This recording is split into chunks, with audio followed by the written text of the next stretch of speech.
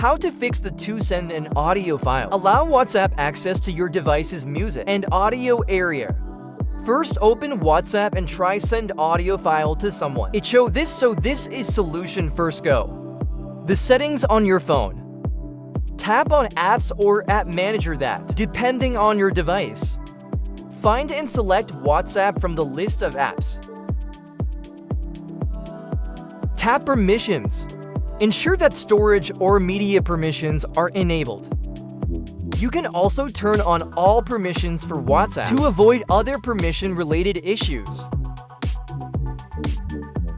Once permissions are granted, go back to WhatsApp and try sending the audio file again.